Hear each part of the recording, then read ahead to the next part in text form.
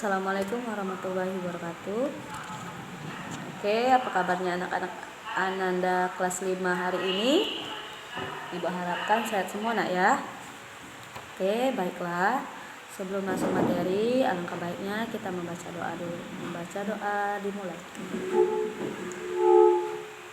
Selesai. Oke, bisa dibuka bukunya. Halaman pertama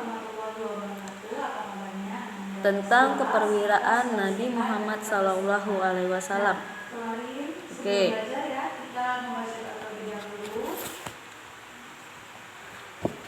Lanjut. Keperwiraan. Oke. Sifat-sifat perwira yang dimiliki Nabi Muhammad untuk mempertahankan kota Madinah pada saat itu dari serangan kaum kafir Quraisy. Oke. Perwira itu artinya berani membela bangsa dan negara. Oke, itu yang dimiliki sifat Nabi Muhammad SAW. Nabi Muhammad juga fokus terhadap pemerintahan, keamanan, perekonomian, sosial, pendidikan, dan dakwah. Oke. Di sana Nabi Muhammad bertemu kepada kaum kafir Quraisy.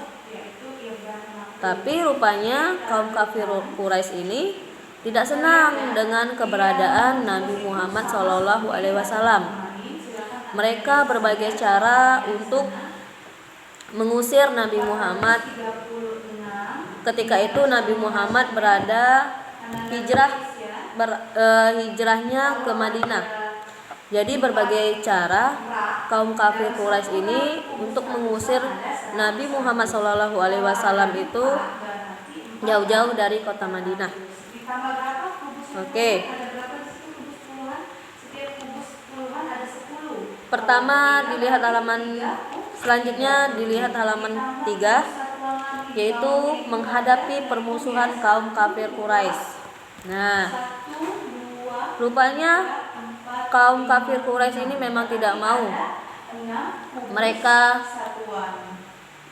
yang ibu sebutkan tadi, mereka berbagai cara untuk mengusir Nabi Muhammad SAW. Rupanya Nabi Muhammad tidak mau. Berbagai cara juga menyusun strategi supaya umat-umat yang dipegang oleh kaum kafir Quraisy ini mengikuti ajaran Allah Subhanahu wa taala. Yang memiliki nilai sesuai dengan tempatnya. Contoh di buku halaman 50. Tujuan pertama Nabi Muhammad SAW ke kota Madinah ialah membangun masjid.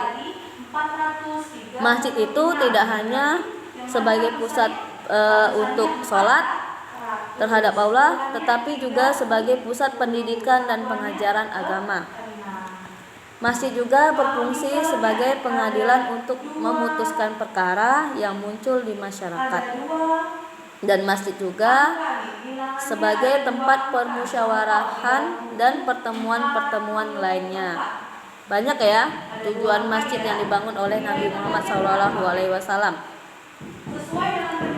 Setelah membangun masjid, tujuan Muhammad juga untuk menciptakan persaudaraan baru antara kaum muslim di Mekah dengan kaum muslim di Madinah. Oke. Nabi juga menganjurkan persaudaraan berdasarkan akidah, yaitu keyakinan kepada Allah.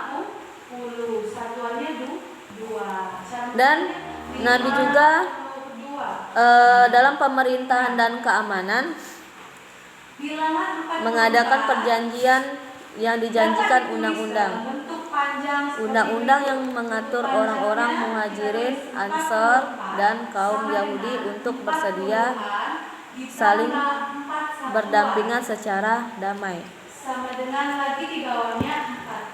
Di sana ada dibuat piagam Madinah yang disepakati pada tahun 623 Masehi atau pada tahun kedua Hijriah. Pertama, kaum muslimin dan kaum Yahudi itu hidup secara damai. Yang kedua, apabila salah satu pihak diperangi musuh, maka mereka wajib membantu pihak yang diserang. Yang ketiga, kaum muslimin dan Yahudi wajib saling membantu dan menolong dalam menjalankan kewajiban untuk kepentingan bersama. Dan keempat, Nabi Muhammad adalah pemimpin untuk seluruh penduduk Madinah. Oke. Bisa diambil kesimpulan dari piagam yang telah disepakati oleh Nabi Muhammad. Pertama, telah berdiri suatu pemerintah negara Islam Madinah. Yang kedua, seluruh penduduk adalah semua warga masyarakat Madinah, baik dari kalangan muslim, yaitu kaum Ansor dan kaum Muhajirin, maupun Yahudi. Yang ketiga, Undang-Undang Madinah adalah undang-undang tertulis yang disepakati bersama antara Nabi Muhammad dengan seluruh penduduk Madinah. Oke. Rupanya